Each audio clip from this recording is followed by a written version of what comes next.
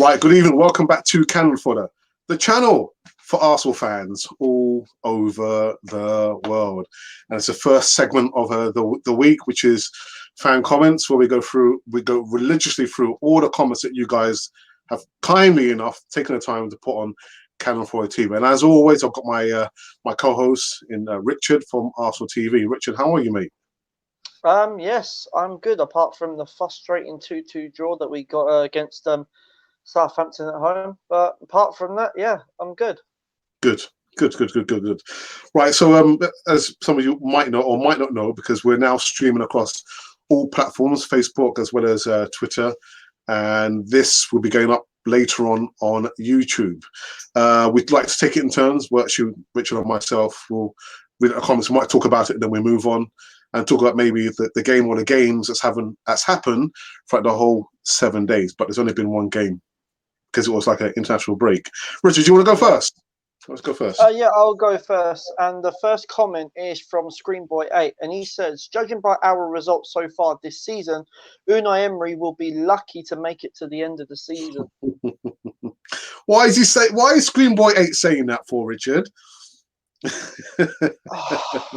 At the end of the day, I think he might have a good point.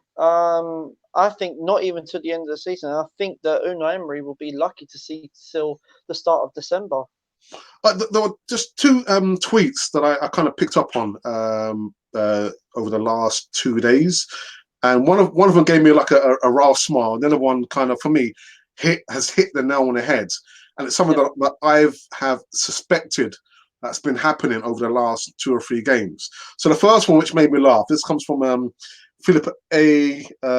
Orland, and he says, after the draw against Southampton yesterday, Arsenal are now winless in 6 games across all competitions and have celebrated victory in just 2 of their last 11 Premiership games. Better days are ahead. But thank you for that, Philip. So that kind of gave me a little smile. And the other one for me, I'm not going to mention who this one came from, but I'll just read it and we can maybe talk about it. Today was the final insult. The players down tools and are trying to get their coach sacked. And they have succeeded, but they aren't fooling me. They are cowards.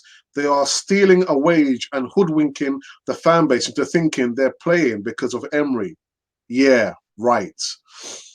I have suspected that the players, for whatever reason, maybe they've lost faith in the coach, Unai Emery, or they're just going through the motions, that they have just decided we're not going to put in 100 or at least 90% of what the coach is asking me. Now, irrespective, again, this is my opinion, irrespective of what you think of Unai Emery, he's there to do a job, Richard. You might not like him. You might not disagree with him. I'm just talking, this is from a player's point of view. But he's asking you to do something, and Arsenal pays your wages to do a job. Your bosses ask you to do a job. Do the job to the best of your ability. Now, I didn't see all the game, Richard, because I was actually quite sick after the Easy Talk on Friday with yourself and IG, and I had to literally drag myself to do the Easy Talk. But the whole weekend, I was dog sick. I only saw maybe the last 15, 20 minutes of the game, and what I saw, again, players just walking around the pitch, and I think as much as I'm supporting Unai Emery and Arsenal, if you don't have the players who have bought into your idea and your philosophy, whatever it might be, it's end game. It's over. I want Unai Emery to stay at Arsenal, and I want him to succeed, be there until the end of the season. If the board decide at the end of the season that we've had enough of Unai Emery for whatever reason, then so be it at the end of the season. But if you've got players who've down tools, who've decided not to run or to listen to the coach, there's no way back for Unai Emery, Richard. No, I completely agree that there is no way back for him, because if I was in that position and I was on that pitch, as much as I don't agree with what Unai Emery is telling me, I would still go out there and do my best because I'm playing for Arsenal. That's the way I would look at it, and I'm getting a wage from the club. So I would do what I know is best. That's personally what I would do. And I think that the players have lost faith in Unai Emery.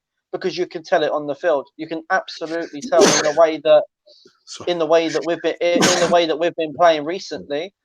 You know, we've been getting draws against teams that are lower than us in the league. Oh dear, sorry. And that's a massive concern, because if you think about it, if we lose any more games till now, then we are gonna fall way behind if we lose any more, and we could eventually find ourselves in the relegation positions. I know you are Unai Emery out, Richard. Yep. And I know you want Freddie Ljungberg to come in. What experience does Freddie Ljungberg have of managing, irrespective of, well, we know he's basically a club legend at Arsenal. What can he do if, say, for example, the board, because there's a lot of talk, word around talking on Twitter that there's going to be an announcement, an impeding announcement coming anytime soon.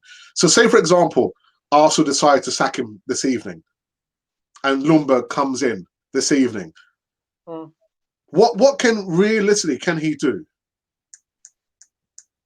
Well, the way I'm looking at it, it must be a lot better to what we've got under Unai Emery at the moment. It must be a lot better, because I've noticed in some of the games in our cup competitions, it looks as if that Freddie Ljungberg has been given the instructions, especially to the younger players, because he knows them from when he was at the academy.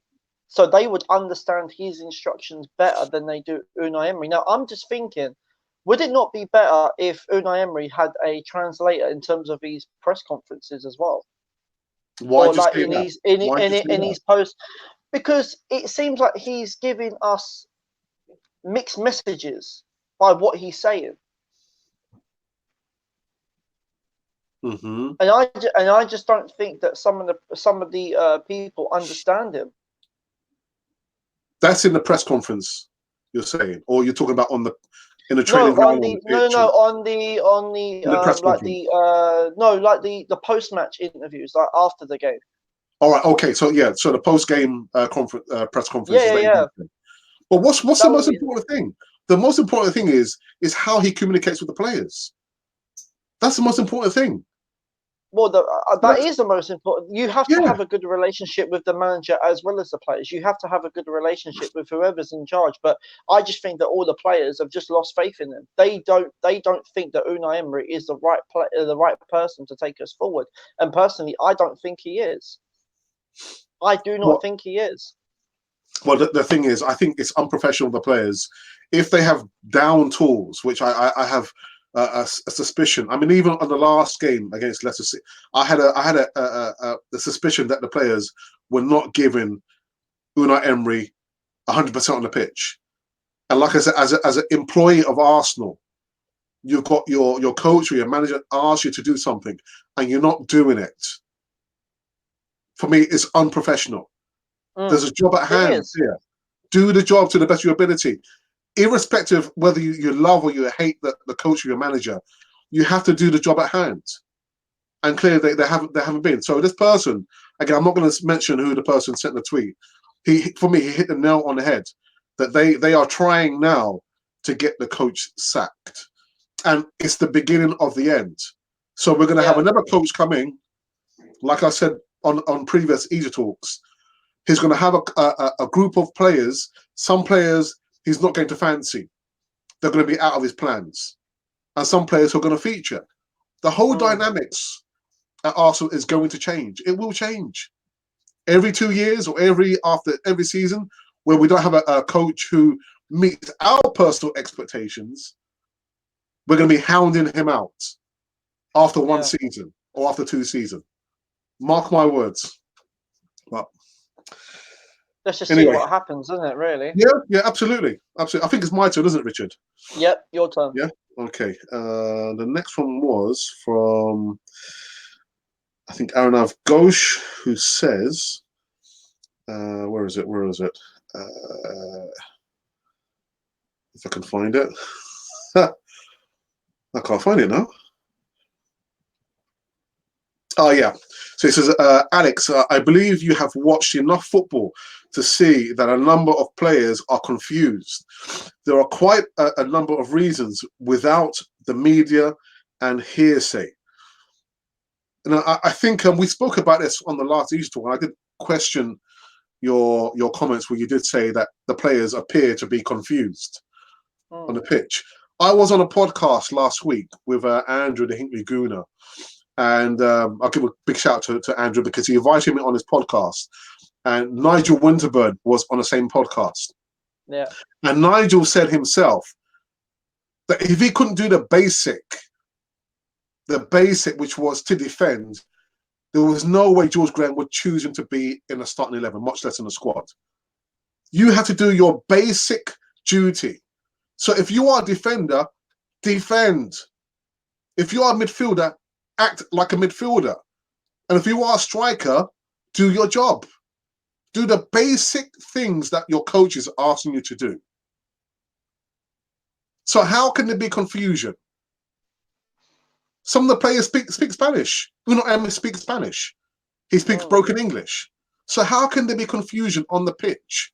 And I've got. Thank you very much for your comment, but I don't believe this stuff about there's being confusion in regards to Uno Emery trying to roll out his philosophy. That's the way I see it. That's the way I see it, Richard. I don't see there being any confusion on the pitch there. I think what it is, literally, they just do not want to follow the way that Unai Emery is trying to lead them. But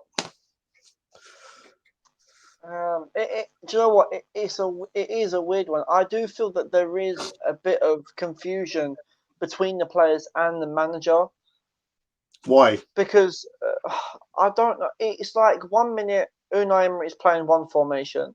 The next minute, he's playing another formation. It's like during that Southampton game, he actually switched the formation 3 times. 3 times. And that's why I'm saying there is confusion because the players are not sure what formation is he going to stick to for the whole entire game. And there lies one of the elements of the problem.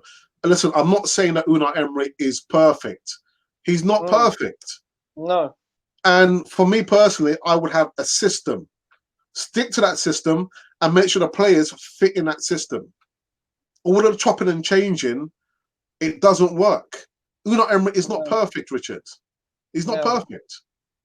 But on the training ground, you've got Unai Emery, you've got Juan Carlos, you've got Freddie Ljungberg, all the other coaches who speak English.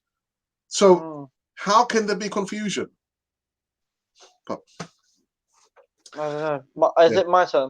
Yeah, it's your turn. It's your turn. Okay, Aaron Ago says get well soon. I think he's referring to he might have been referring to, yeah, that's it. Yeah. He put, I wrote these comments while watching the team on the field against the Saints. Now I would go further on to say that not only are the players confused, and I think that's when he added the comment that you said. Yeah. Okay. Okay. Well, I know you tend to feel that there is or there has been some kind of confusion. Yeah, I think for me, I think it's mainly down to where Unai Emery keeps switching the formations in every game, and I think that's why there is a lot of confusion between him and the players because they're not sure what system he's going to use, what formation he's going to stick to throughout a whole 90-minute game. Because in one game he's changing the formation several times. Too much. Yeah. Yeah. Yeah. Okay. Let's take a quick break from the comments for a moment. If you just join us on all platforms, Facebook as well as Twitter, I've got Richard here. We're doing the fan comments that we do every Monday.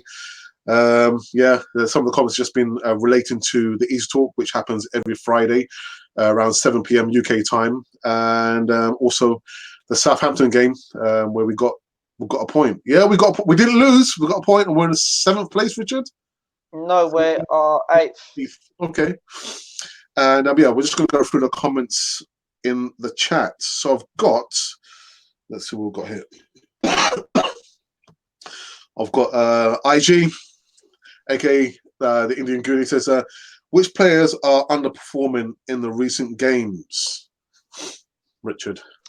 Socrates, for one, I think he's underperforming. That proved it against Southampton the other day. Hmm. Um, I think Aubameyang might be underperforming just a little bit because he hasn't been that great in the past couple of games either. Yeah, Because it proved it because Lacazette had to get both of the goals for us, and yeah. I think for him to get the draw, I think he's just extended Unai Emery's stay just a little bit longer. Um, I can't think of anybody else who's underperforming. I think the only person I see is a little underperforming is Lucas Torreira, and I think the reason why is because he's out of his position. He's Position. being used as a Mm. number 10, and that's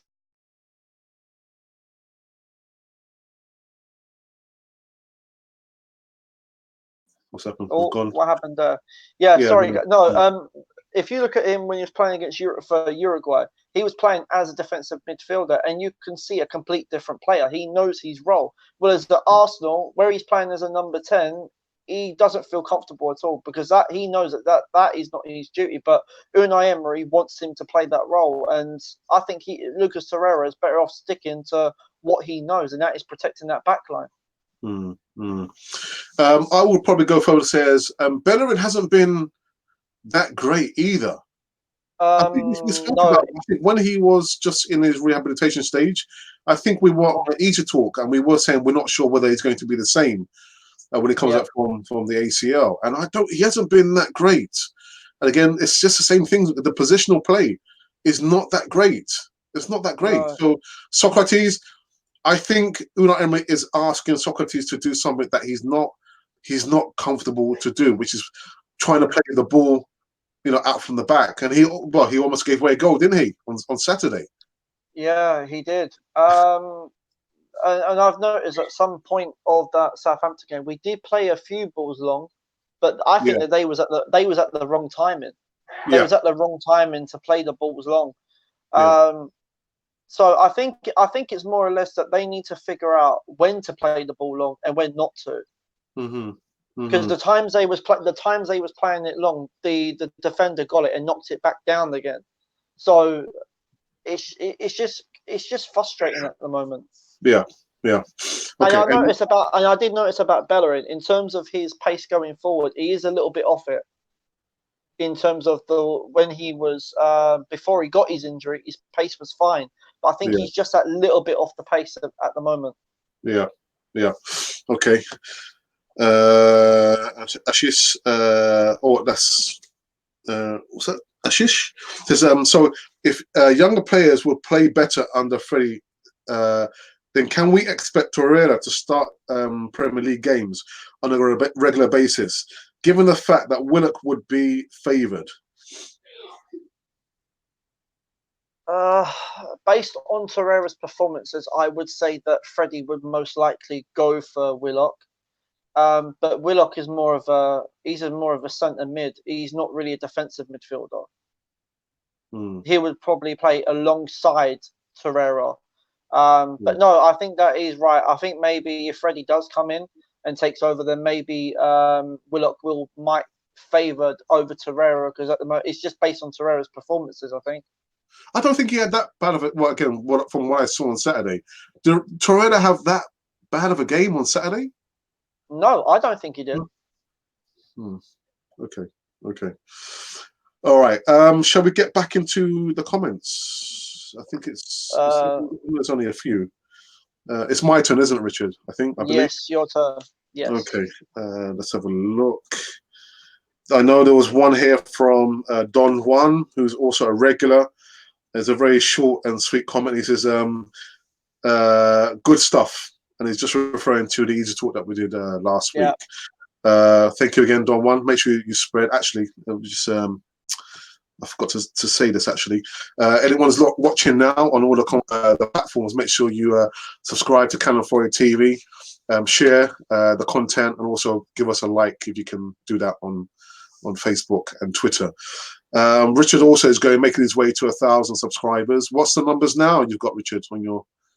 818. All right, there you go. So So I am 182 away from the 1,000. okay. So again, guys, make sure you go over to Arsenal TV and subscribe to Richard's channel. so he can do the Freddie Ljungberg look. I wish I had hair so I could do the Freddie Ljungberg look. Dear. So guys, make sure you subscribe to Cannon Point TV as well as Arsenal TV. Richard, do you have another comment? You actually read the last one that I had, sorry. which was from I'm always doing that to you. Sorry. I know. It's Right, okay. Don't worry. Oh, actually, there was one here from Springboy, and he predicted 3-1 for Saturday, and I also predicted 3-1. I never thought it would have been a 2-2 draw. You predicted 1-1, didn't you, Richard? Or was it 2-2? I did. Yeah. No, I predicted 1-1. 1-1. Yeah. Oh dear. Because like if you look at the stats in terms of the results in the last 5 games between both clubs, you would have thought Arsenal would have definitely got the 3 points. But the way I just basically looked at our recent performances in the teams that are sort of in the same position as Southampton. I just had the feeling we were just going to draw. Yeah. Is it going by recent form? I'm going by recent performances and recent results. Yeah. Okay. Quickly go back into the chat before we wrap up this segment of fan comments. Let's see. And what happens to Xhaka's situation under Ljungberg? Oof. You go first, Richard. You go first. I think in terms of Xhaka he's turned around and said that he's not accepting of what happened. And I reckon the club are definitely going to get rid of Granit Xhaka in January. So if Freddie comes in, it possibly Xhaka could favour, but I don't think he will. I honestly think that he'll, as a midfield, I think he will go with Willock and Torreira. That's what I think, that Xhaka will have no part in it. I really don't think he'll have no part in the Arsenal squad. In terms of Xhaka's performances, I think that sort of speaks for itself. Yeah, I kind of agree with you. I know we can fantasize. We actually fantasized about him scoring like a 40-yard screamer, top right-hand corner on the EASYTALK last week Friday. But really, at the end of the day, the final resolution for me, I can't see him really, or I wouldn't want to see him playing for Arsenal again after all that. Arsenal literally have got to draw the line and just move him on for his sanity and for the safety and well-being of his family. That's all it is. Just move him on. You know what I mean? But now because Granit Xhaka hasn't played, I think that his market value will go down a little bit because he hasn't played since the Crystal Palace game. So his market value will go down a bit. So I don't think we'll get as much as we probably would have wanted for him, even if we do sell him. Yeah, but I mean that will be literally like the old Arsenal. We buy players, overinflated prices, then we sell them at knockdown prices. So that'd be nothing new. Okay, next comment comes in. A new manager gets a honeymoon period of positive results. When that gets run out, the average players remain. Yeah. I mean, for me, again, I'm not sure what Freddie Ljungberg can really bring to the Arsenal. The last thing we want is like Ole Gunnar Solskjaer situation where before they actually gave him the contract, he was like the caretaker manager, and then the moment they gave him the contract, he was losing games. So we don't want to be in that situation with Freddie Ljungberg that we get an initial positivity, winning games, then all of a sudden we give him the contract, and then our luck runs out. I'm not sure what he will bring to Arsenal, Richard. Well, I think that he will definitely bring our style of play back in terms of our counter-attacking football that we know Arsenal that can do. When he was playing under Arsene Wenger, they had the quick 1-2 football. I think he will bring that back again because I don't see that anymore. It's mainly backwards, sideways, and just boring. So I think he'll definitely bring that to it, and I think he will definitely favour some of the young players because at the moment the young players haven't done too bad in terms of the cup competition. Why can't we have 11 Martinellis? I know. I wish we did as well. It's just his energy that he brings, and he's not scared to run at players or anything. He's not. No. I wish we had that. Yeah, absolute star. All right, let me just wrap up all these comments. Mube Guna, yo, my guys.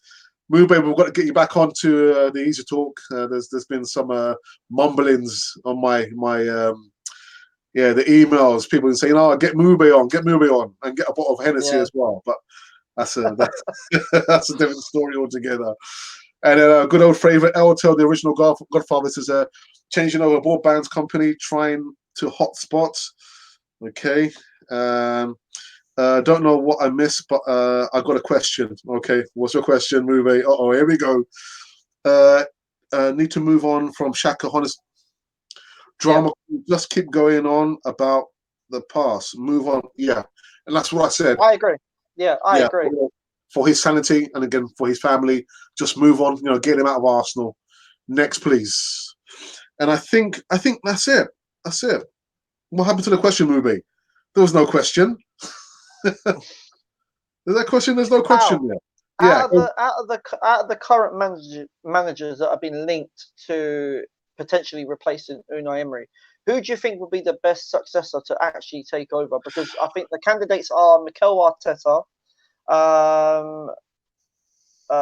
Pochettino is one of them, and then I think Allegri is another. I'm trying to think if there's a fourth one. See, in terms of the comments that Pochettino has made, he said that I won't let the Tottenham loyalty stand in my way in going to Arsenal. So I don't know if he would actually come to Arsenal.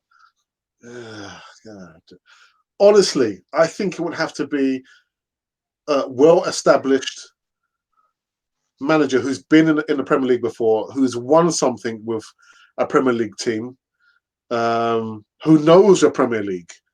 And I guess I know this manager is out in is it in Japan or China? Rafael Benitez, I think for me, I think he will sort out the mess. Long term, I would like Simeone, but I think as of now, for short term, Lundberg, and then get Rafael Benitez in. Or just talk about Allegri. No. And for you, who would you go for? To be honest, I actually wouldn't mind having Pochettino in, to be quite honest. I really wouldn't, because, he managed to get Tottenham to the Champions League final, and yet we are yet to accomplish that, to get back to a Champions League, or even in the Champions League. Yeah. So I think he would sort out our defence. But I just wish that Arsenal, in terms of defence, I wish we went back to the olden days. In respect of what? Whereas in training, where they need to tie the hands to, as Nigel Winterburn was saying, that what they used to do, they used to tie the defenders up to each hand. So when one player moved forward, you move the same distance as the other player. And I think that's what we need. We need to bring that back. So do you? Well, I mean, I don't know who, apart from Steve Bold. We probably do need some of the old guard to come in and coach these guys. Yeah, I would actually bring in Tony Adams. I'd bring in Tony Adams. So would I. Honest, I would. I'd bring him in because I know that I know that I saw his analysis on BT Sport, and he was frustrated just like us. He was annoyed. Tony Adams was, and I don't blame him, because he basically voiced the opinion that we saw. Yeah. And in the direction in that we are going, I don't think at the moment that. I don't think that the board actually have a direction at the moment under Unai Emery. I really don't think they do, because if they was going to be ruthless, they would have sacked him after the Leicester game. Have Richard, I don't want my board to get all emotional and start listening to the fan base. They have whatever the project they have there. They've given this guy Unai Emery a 2-year contract. Yeah. Let the guy see out his contract, and then at the end of the season, if they decide, thanks for the memories, it's time to go. Then we can start to again start from fresh, because we're still in transition. We're in transition. We only have to look at what happened at Manchester United. Ferguson, what happened there? I don't think we've learned from that. But the problem is we've got a fan base who are demanding things now. They want it now. It's only the second season, 1/3 in. Yeah, it is. But if you let me take a step back a minute. If you look at the way Arsene Wenger was in his last on his last end to his season when he left. Now, people would say that probably that Arsene Wenger left on his own according. He didn't. He was sacked. Yeah, he was. Arsene Wenger was sacked because of our away form, and we lost too many games. Now, at the moment, Unai Emery is going the same way. He's going the same way. When was the last time we won the game? The last time we won the game in the league was against Bournemouth at home. Hmm. And that seems quite a while back now. So I know we've won games in actually even against Victoria, we even struggled to beat them. Hmm. And you would expect you're thinking, well, actually, no disrespect to Victoria, but you're thinking, hold a minute, they're lower in their league. We are in the best league there is, and yet we still drew to them. What can I say? What can I say, Richard? I personally don't think that Unai Emery is the right man for the job. I think that Arsenal is too big of a club for him. Okay, let's go back into the comments for the last time. Finally, Mube comes in with a question. And he says, "Do you guys feel a lack of scoring is why so many fans have turned on Emery?" I don't think that's the only reason. No, That's not I the only don't think reason. no. Yeah, it's not the only reason. I think, like Richard has said, the changing, the chopping and changing, not playing the full strength or the strongest team. Although I thought on Saturday was one of our strongest team. We've had Bellerin, we had Tierney, we had Socrates, we had Luis, Torreira, Laka, Orba, Ozil, Mube's guy. That's one of the strongest teams. So Yeah. what more do you guys want? What more do you want? But no, I don't think that's the only reason why we're not scoring the goals. It's so many things. There's so many things, Mube. Sorry, Richard, did you want to say something? Yeah, like going to what Mube said, I don't think that scoring is the only reason. Unai Emery was brought in also to sort out our away form, and that still hasn't changed. It was also brought in to sort out our defence. That hasn't changed. We don't have a system that we will stick to throughout a whole 90 minutes. It always swaps and changes. Like I said earlier, during the Saints game, he changed the formation 3 times. There was no need to change it 3 times. There was no need to. It's just like when he brought on Pepe in the second half. That was at the wrong time. Pepe should have started. We should have played a 4-3-3. But it's always wise after the event, Richard. Hindsight is a wonderful thing. After the event, then we say, "Oh, he should have done this," or "He should have done that." After the event. But anyway, listen, I need to go through all the comments, Richard. There's just a few that's come through. Defensively, we've always been bad, but for us, struggling to score with our players is a sackable offence. Oops. He looks very attacking. I think Emery is not abusing his players enough. I think that DT can bring in aggressive nature that our players need.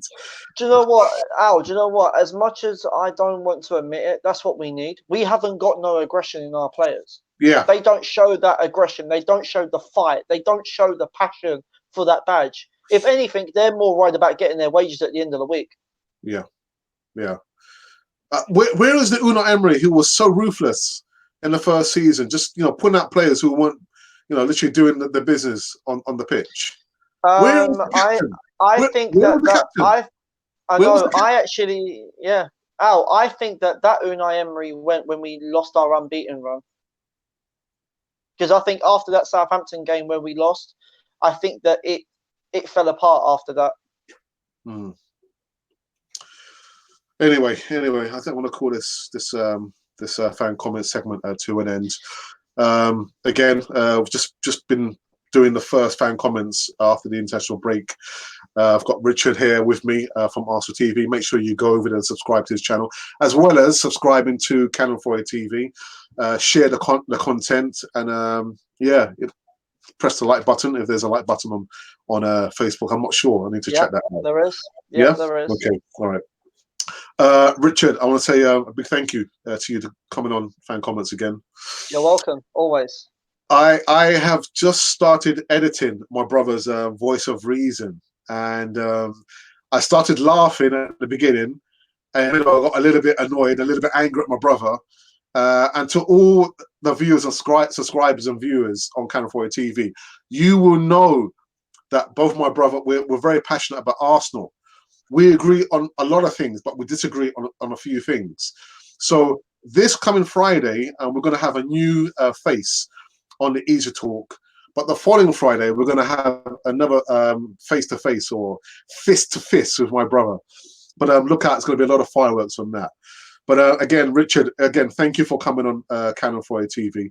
And yeah, I think the next match is Thursday against Eintracht Frankfurt. Yes, it is, and I'm not confident about that game, and I'm not even confident for our next couple of games. You heard it. You've heard it. Anyhow, if you've been wondering who or what you've been watching Cannon Fodder, the channel for Arsenal fans all over the world. And not happy, breaking news.